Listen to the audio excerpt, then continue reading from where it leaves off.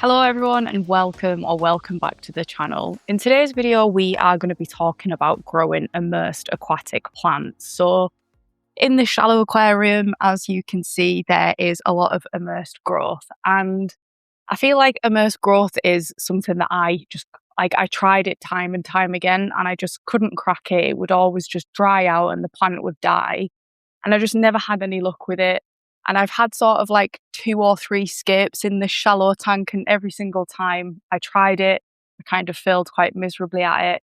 So today I just want to share some tips and what I've done in order to get this. Now this has recently been trimmed, but the overlay footage you will see is when it was like super bushy, because it grows pretty fast. But yeah, I just thought I would share some tips on how I have achieved it, and sort of things I've learned along the way so that you can sort of have something like this yourself. Now, I think shallow tanks are perfect for this kind of thing. Don't get me wrong, you can grow immersed plants in a normal sized fish tank.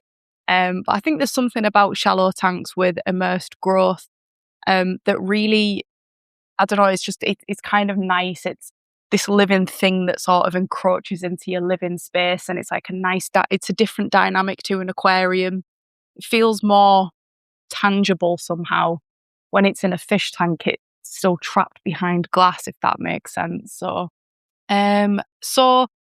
with aquatic plants, we call them aquatic plants, but actually most aquarium plants, like 99% of them, are actually amphibious, meaning that they are able to grow both immersed and submerged, so like out of water and underwater. And a lot of these plants originate from regions such as Asia, like Far East Asia. That's probably sort of got the biggest amount of plants. And these places are kind of prone to like droughts or dry seasons or flooding. And these plants are constantly, depending on the season, being either exposed to the atmosphere or being submerged underwater. And they have to adapt pretty quickly in order to survive. And so technically they're amphibious as opposed to aquatic. There is a few plants that are just truly aquatic plants, meaning that they cannot be grown out of water. So don't try and grow these type of plants immersed, but it's things like Blixa japonica, that is strictly an aquatic plant. Vallisneria is strictly an aquatic plant. Lilies are strictly aquatic plants. So trying to grow them out of water will be a failure because they just can't. They're not equipped to deal with growing in the atmosphere. They don't produce sort of like the protective layers on the leaves and stuff in order to stop them drying out. So I guess the first sort of tip in this instance would be making sure that you choose the correct plants. And also there are some plants that I find are much easier than others. So you might see in this tank, there's a lot of different types of hydrocotyle. So I would say if you're going to go into building some kind of tank with immersed growth, hydrocotyle not only grows extremely fast, but I find it one of the easiest plants to grow immersed. So whether or not that be hydrocotyle tripartita, verticillata, or I don't know how you say it, but it's like lucephala. Those 3 I would say are extremely easy, and they took off in this scape pretty quickly. And the other 2 plants in there, actually there's maybe more than 2, but there's one called Lismachia aurea, which is also known as creeping jenny, and it's a pond plant. And generally pond plants, if they grow in a pond, you'll know that it's kind of almost guaranteed that they will grow quite well in a like riparian or set up like this. There is a lot of mosses in there. Mosses are brilliant for growing immersed and sort of softening things. You can also grow Anubias and Bucephalandra quite well. And the other plant in here is Pagostemon erectus. Now, I think that is one of the more difficult plants to grow immersed, and I tried it time and time again. Wasted God knows how much money on buying this plant, whether or not it be sort of like potted, thinking, well, if it's potted, it's kind of halfway transitioned to immersed growth, which we'll talk about in a second, or tissue culture, and I just couldn't get it right, couldn't do it. And I really wanted it because it produces these beautiful purple flowers, which Mine has just started producing, but I have also had to thin it out quite a lot. And unfortunately, I lost some of the flowers.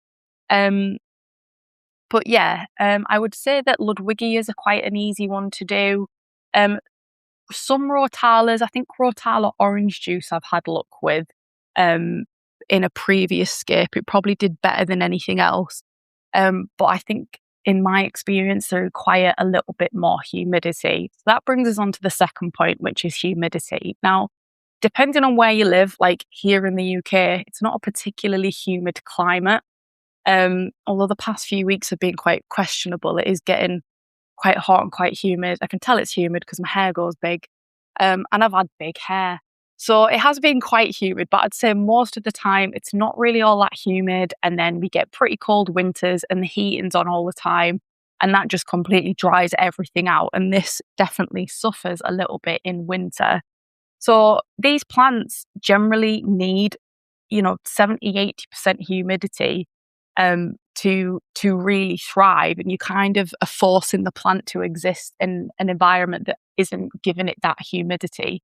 So in the early days of planting these plants in the aquarium, if you just go and buy a potted plant that's been grown in a greenhouse where it is in near enough 100% humidity almost, and you come and you put it in your aquarium, and you've got all the leaves sort of like sticking out the top, they're going to literally dry up within a matter of hours because you've brought it from, anywhere between 8 to 100% humidity to maybe not even 20. I don't know how humid the house is, but I know it's not humid because I've done it and the plants have died. So when you are planting plants, in order for them to grow immersed, what you should do is, it doesn't matter if you buy potted or tissue culture. Potted can sometimes work a little bit better just because they are kind of more adjusted. They're in the sort of immersed form, so they're not really having to go through too much of an adjustment period. But both can work. But the point is that you should plant them below the waterline. And what you're basically doing there is giving the plant a chance to establish its root system, because a plant's root system is responsible for transferring sort of like water and nutrients and energy around the plant. And if you take this plant and you put it so it's just half hanging out the water, its root system hasn't like established and developed into the new setup. So it's incapable of transporting things to where it needs to be. And it will just dry out. So what you're trying to do is get the plant to fully establish itself, make itself strong under the waterline, and let itself grow out naturally. Now, when it does that, there is a chance that it will still die back. And that happened with me. So what you do is you just trim it. You can replant that part of the plant. And I maybe had to do that 2, maybe 3 times. And by that point, the plant just seemed strong enough, and it had the energy, it had the root system that it needed to let those plants grow out of the water.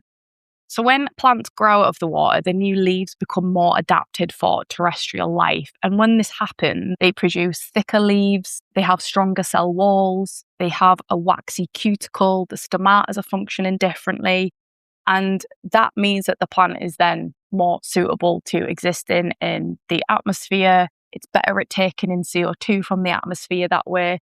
And you're basically trying to get your plant to that level, to that point, and to that sort of adapted stage. And what you'll find is that on the lower portions of the plant, they might start shedding the leaves, and they might start melting and coming away and dying. And that's completely normal because that is just the plant getting rid of the submerged leaves. I always get so confused between submerged and emerged. And I don't even think technically they are the correct words, but it's just what everyone says. So we're going to go with it. But yeah, they start shedding the underwater leaves, and as it comes out, the new terrestrial form of leaf will grow. So yeah, there's sort of 2 points there, which was the humidity and how to plant the plant. So always plant it below the water level. Don't just force it out of the water straight away because it isn't adapted for that. Its leaves aren't adapted for that. As I say, it hasn't got the strong cell walls. It hasn't got, if you feel the plants, they actually feel waxy. They've got like a coating which stops them drying out. When you feel that plant underwater, it's soft, it's thin, bit floppy almost. Whereas, yeah, out of water, you can feel that the plant has a strength to it and a sturdiness and a rigidness to it. And you can't force that. The plant has to do that itself. Another thing is that when you have planted it and things start sort of like creeping out the water and it's immersed like this, every time you walk past this tank, spray it. So you can just use like plain water, like just literally just take some tank water out, to be honest. That'd be absolutely fine. Or you can get products like this is APT. It isn't actually. It is in a bottle, which is APT due, but it isn't. It ran out ages ago, and this is just water. Don't add plant fertilizer thinking, oh, I'll just dilute some plant fertilizer down and that'll work.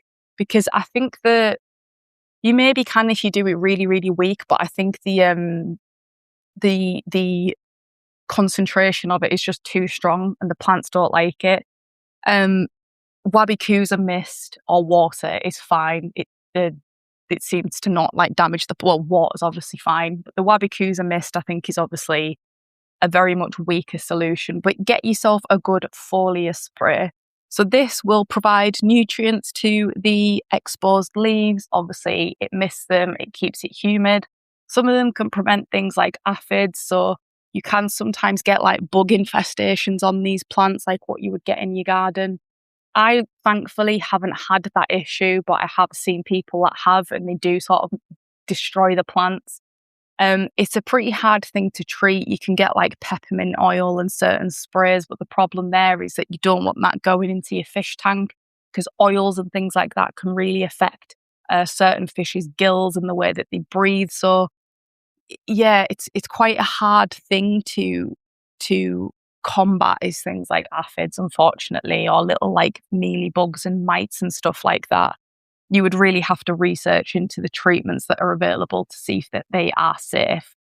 But yeah, every time you walk past the plant or the tank in the early stages, just give it a really good spray. It's like you can't really spray too much. And just keep the plant humid. It will really appreciate it. It will stop it drying out. I didn't cover this tank in cling film. You can, but I wouldn't. If you can get away with not doing it, I wouldn't, purely because you're basically creating a greenhouse and you have to slowly uncover it and uncover it and uncover it and reduce the humidity bit by bit. And I feel like that just prolongs the process, but it might work for you. So it is an option. I didn't do that. I just sprayed and sprayed and sprayed. And as I said, I planted the plant low, let it pop out itself, trimmed it, replanted it and kept going. And honestly, like patience, and I know people hate this in aquascaping when people say the answer is patience, but honestly, it really is. This took probably 6 or 7 months to like do anything. It was really slow and I was like, oh, this is, again, it's not worked. And honestly, it just got to the point where I pretty much ignored it, didn't make eye contact with it, just pretended like it wasn't happening. And then boom, one day, everything was just popping out. So yeah, it does take a little while because you are forcing a plant to change. And this tank is low tech. It hasn't got CO2. It didn't get dosed an awful lot. That is also a thing to mention. When you have obviously got immersed growth in your aquarium, these plants now have access to atmospheric CO2, meaning that they're going to grow a lot faster because it's more available in water, CO2, even when you're injecting it. It's sort of like way less available in terms of like concentration and amount compared to what's in the atmosphere. So your plants are going to grow really, really fast and they're going to take up more nutrients. So actually the plants under the water level, even though they're only a Nubius and Eriocaulan, whilst for the most part they are pretty healthy, I would say some leaves don't look fantastic. And that probably is just down to a bit of a nutrient deficiency. But to be honest, the underwater part of this tank isn't really the focus as much as the top part. So yeah, and then the next thing to mention is light. If you're running an extremely powerful light, that's like your plant's version of the sun. And it's very, very close to the plant, where in nature the sun isn't that close, although it is way more powerful. So you might see some browning on leaf edges. You get this a lot with things like Echinodorus leaves. that have grown out of the water to the light, they often get like browning on the edge because they're going to get very, very close to the light. That unfortunately is just going to happen. You can obviously just trim those leaves and just let fresh ones come through. But they probably will always brown if they get too close to the light, if it's an extremely powerful light. I would say this is sort of like low to mid. And the light is actually only quite small. You can see in fact, the exposure on the video, I'm just waving this around. You probably can barely really see much of this tank because this is all blocking it and the light doesn't cover much of the tank. But this seems to do a brilliant job of growing these plants immersed and not sort of like singeing them or burning them. Like they still look really, really healthy. So if obviously you do see browning and stuff, maybe you could ever so slightly adjust the light. But I think it completely depends on the plant as well. Also, if the light kicks out a lot of heat, that will also add to the sort of browning and the crispiness of the edge of the leaves. With all that said, light is still massively important because it does need to be strong enough in order to grow the plants and strong enough to sort of make them grow compact and robust and not leggy and thin. If they're really reaching for the light, then, they will grow really thin, really leggy. I don't know if you ever did the science project in school where you grew I think it was like cress, like you germinated a seed and then you put it in a cup. Maybe this was just my school. I went to a very small village school. And you put it in a cupboard and you looked back at it and it versus one that was in the window, and the one in the cupboard was just like really pale, really long, really leggy because it was like trying to find the light and it was like plant torture. And the one in the window obviously grew perfectly. So point being is that if the light isn't enough, the plant will try and reach for it and it will grow in this really unappealing way, which you don't want. You want them to be able to be bushy, compact. You want the stem to be strong so it can stand up by itself, because these used to flop around a little bit. They're a bit floppy, whereas now they've got a bit of kick to them, bit of bounce to them, and they can mostly stand up by themselves. I would say that the Pogostemon erectus is a bit like, sometimes it does get a bit of a flop, but for the most part, it does keep itself erect. Maybe that was why it was called, although it has since been renamed to Pogostemon deccanensis, which sounds nicer to say than Pogostemon erectus, to be fair. But I can't not call it that because that's what it is in my mind. So yeah, the light still needs to be strong enough, but obviously the browning of the plant edges, it kind of can't really be avoided sometimes. But certain plants will, certain plants won't. Thankfully, the plants that I've chose, I haven't had that. I think lastly, just going back to nutrition, if you won't be able to see this, but if you look down the back of the tank, like down the side, the back is just a big mass of roots that are all just intertwined with each other. The fish and the shrimp probably love it because it's probably very natural. There's a lot of like hiding spaces and stuff. There's not really very many fish left in here anymore. I did have about 10 Chiliorasboras, but unfortunately I don't think there's any left. But there is a few pygmy cories and a couple of, which I keep trying to get out to put in the big tank, but they're far too fast, but Galaxy Rasboras. But you can see all this rootage and it's a big old mass. They are obviously going to be wanting to take nutrients. I did mention that you should like perhaps dose a little bit more, but even better than that would be root tabs because you're feeding it directly, and that will probably make all the difference as well. And yeah, that's just sort of some of the things that I've learned trying to grow immersed plants. Now, if you sort of struggle with this, like I did try growing pond plants in there, and I also ended up doing like house plants hydroponically. You know, you'll have seen people do it with peace lilies, with monsteras, with parlor palms, with all these plants, and it looks great. But when you've got a nano tank that's only this big, a big ass monstera looks absolutely crazy. And it just kind of ruins the scale, ruins the vibe of it. And I was like, oh, this doesn't quite look right. Which is why I think trying to grow aquarium plants this way the scale doesn't look too off. They stay a nice size, whereas, as I mentioned, the pond plants and the tropical house plants, they're just a little bit big for the matter. If you have a big 4-foot tank, then it might be absolutely fine. But on the nano side of things, I think this definitely works a lot better. Obviously, you can grow aquatic plants in different ways. You can do it in shallow aquariums. You can make wabikusa balls. You could do just closed terrariums with aquatic plants in them. There's many ways to grow them. Just be aware that if you are doing something that's sort of like enclosed or there's not a lot of airflow, that mold and fungus could be a thing. So adding springtails can just sometimes help with that. They'll keep on top of the mold and stuff like that. Because I have red-eye tree frogs in a bioactive setup, which is full of springtails, and I've got some doers, which are bead set up, which is full of springtails. They now just appear to be in everything in the house that has soil in it, which is actually probably a good thing. I don't know how that happened. So I've actually seen some in here, even though I never put them in here, which is weird. But yeah. So I hope that helps or gives you some inspiration or advice on how to do this. But yeah, the biggest thing is just patience. Don't force the plant. Plant it under the water level. Let it do its thing. It can take several weeks to months for the plant to just even adapt, depending on the situations and the conditions of the tank. This scape is like a couple of years old now, maybe a year and a bit. But I would say it's only in the past sort of like 6 months where the Emersed section has really, really taken off. So yeah, I did try some other plants in there, Emersed, along with these ones that didn't work too well.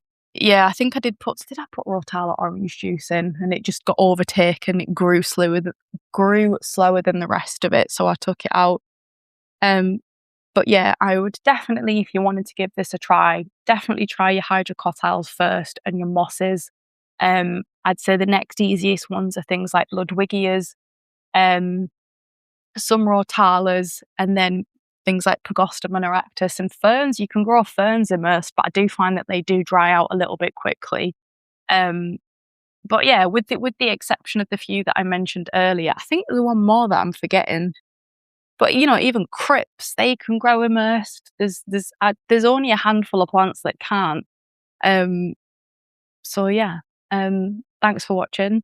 I think the next video after this is going to probably be a build video. I've built the tank already. It's been recorded. Just waiting for it to grow in a bit so I can get some final shots. But yeah, thank you so much for watching. I appreciate it very much. If you enjoyed this, learn anything, please, if you wouldn't mind liking and subscribing, it really helps the channel. I know I don't upload as consistently as I would like to, but unfortunately this fits in around life and a full-time job. So it's just obviously as and when I can. So any little bit of support that you give, I really, really appreciate. And yeah, just pushes you and motivates you to make some more. If you want to support it even further, you can check out Aquascaping apparel. This is my Aquascaping t-shirt brand. I'll leave a link in the description. But honestly, just watching is enough. So yeah, thank you very much, and I will see you on the next one.